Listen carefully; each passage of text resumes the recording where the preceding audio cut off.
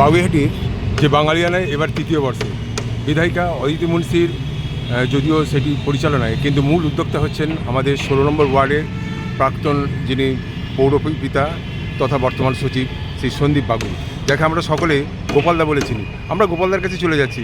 এবারে তৃতীয় বর্ষে আপনারা এই বাঙালিয়ানা সম্পর্কে কী করছেন একটু যদি বলেন।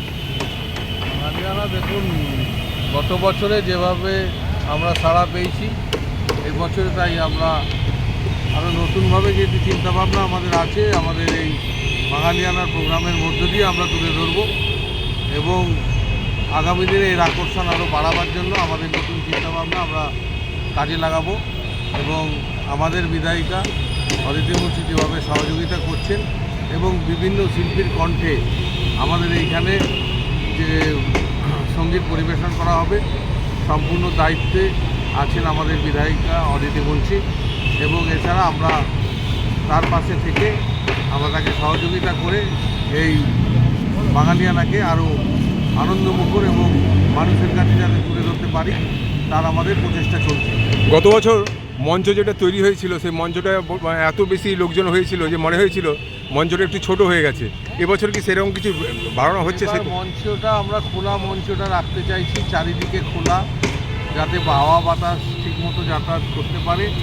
এবং বিষ্ণুপুরের রাধা গোবিন্দ মন্দিরের কাছে আমাদের মেন অডিটোরিয়ামটা হচ্ছে এবং তারই কাছে আমাদের এই স্টলগুলো হবে। কতগুলো স্টল মোটামুটি হচ্ছে এবছর? মোটামুটি 64টা স্টল হবে, তার প্রস্তুতি চলছে।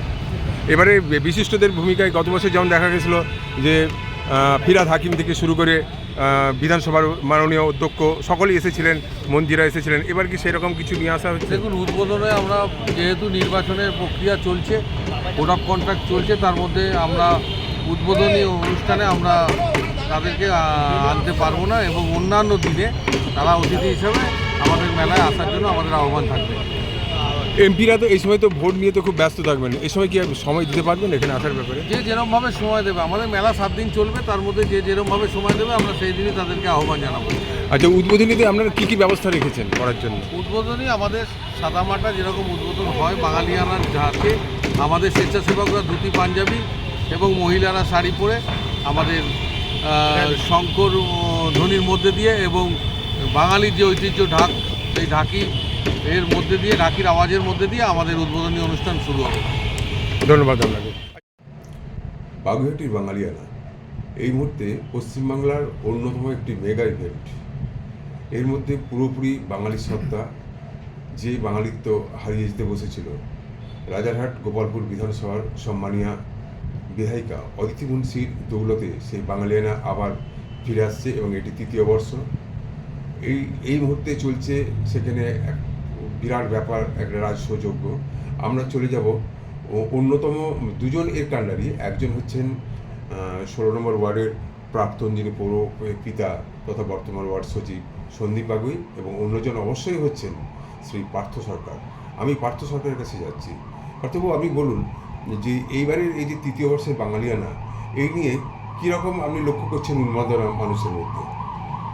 আপনি নিজেই এই কিছুক্ষণ আগে বলেছেন যে এটা একটা পশ্চিমবঙ্গের মধ্যে একটা সবচেয়ে বড় ইভেন্ট হতে চলেছে। তো এটা তৃতীয় বর্ষ, স্বাভাবিকভাবে মানুষের মধ্যে তো নিশ্চিতভাবে একটা উন্মাদনা আছে। প্রতি বছরই কিছু না কিছু আমাদের বাংলার কোনো একটা শিল্পকে তুলে দেওয়া হয়, কোনো মন্দির কিংবা কোনো রাজবাড়ি। তো এবারেও বিষ্ণুপুরের একটি মন্দিরের আদলে এবারে আমাদের যে মেলা প্রাঙ্গণ তৈরি হচ্ছে, পুরোটাই টেরাকোটার দিয়ে তৈরি। স্বাভাবিকভাবে মানুষের মধ্যে একটা উৎসাহ আছে, উদ্দীপনা আছে এবং বহু মানুষের সমাগম হয়। আর আমাদের মাননীয় বিধায়কের মস্তিষ্ক প্রসূত আর আমাদের মেয়র ইন কাউন্সিল দেবরাজ চক্রবর্তীর সহযোগিতায় এই মেলা হয়ে থাকে এবং আমাদের দক্ষিণ দমদম এবং বিধাননগর পৌর নিগমের সমস্ত কাউন্সিলররা এর সাথে সম্পূর্ণভাবে সহযোগিতার হাত বাড়িয়ে দেয় এবং এটা একটা কর্মযোগ্য, মানুষের মধ্যে উন্মাদনা, একটা উৎসব বলা যেতে পারে। আমি প্রথম প্রশ্নটা করবো একটা, যে ঠিক সামনে সাধারণ নির্বাচন, তার আগেটাই এই বাঙালিয়ানা, যদিও এটা তৃতীয় বর্ষ এই সময়তেই হয়, তবু আপনারা কি মনে করেন যে সাধারণ নির্বাচনে আপনাদের পক্ষে এটা একটা সুবিধা হবে, অর্থাৎ জনগণ এখানে প্রচুর পরিমাণে আসেন এবং তাদেরকে এর মধ্যে টেনে আনা হবে, এরকম কোনো কি আপনারা অ্যাডভান্টেজ পাবেন এর থেকে? না, আমি এটাকে এভাবে দেখতে চাই না, কারণ আমাদের মামাটি মানুষের সরকারের যে উন্নয়ন এবং আমাদের সমস্ত পৌর প্রতিনিধিরা এবং আমাদের সমস্ত দলীয় কর্মীরা সারা বছর মানুষের পাশে থাকেন।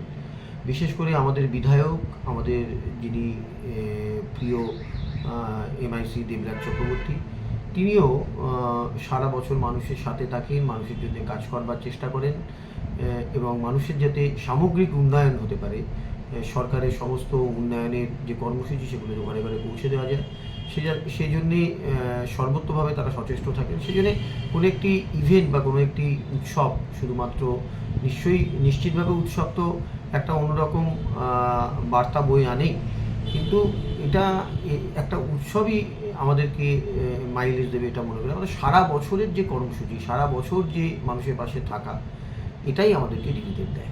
আচ্ছা, গত বছর আমাদের পৌর উন্নয়ন নিগম মন্ত্রী শ্রী ফিরহাদ হাকিম থেকে আরম্ভ করে বিধানসভার যিনি অধ্যক্ষ বিমান বন্দ্যোপাধ্যায় থেকে শুরু করে পার্থ ভৌমিক, সুজিত বসু সকলে এসেছিলেন, আর সৌগতবাবু তো ছিলেন। এই বছরও কি সেরকম মন্ত্রীরা আসবেন, এরকম কিছু খবর আছে?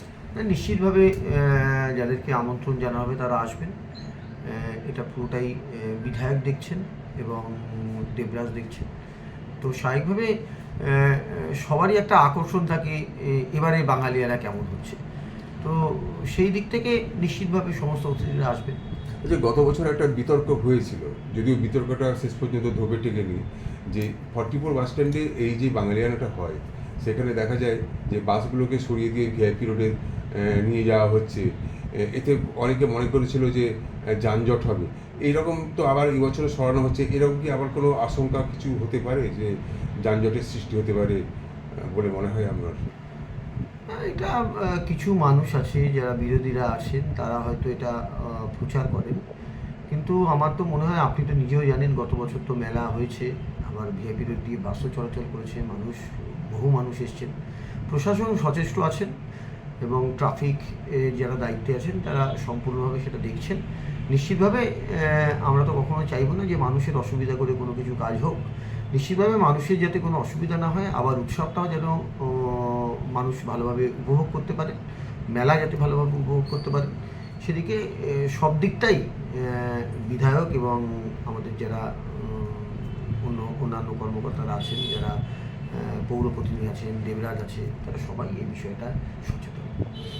আমরা এতক্ষণ শুনলেন এই এলাকার অন্যতম যিনি সমাজসেবক শ্রী পার্থ সরকারের কথা। আমরা বাগুইআটি পত্রিকার পক্ষ থেকে তাকে ধন্যবাদ জানাচ্ছি। সেই সঙ্গে আমরা আশা করছি যে এবার ৩য় বর্ষ বাঙালিয়ানা এটাও যেমন সর্বাত্মকভাবে সফল হয়, আমাদের এলাকার যেমন সম্মান অক্ষুণ্ণ থাকে, এই প্রার্থনা জানাই।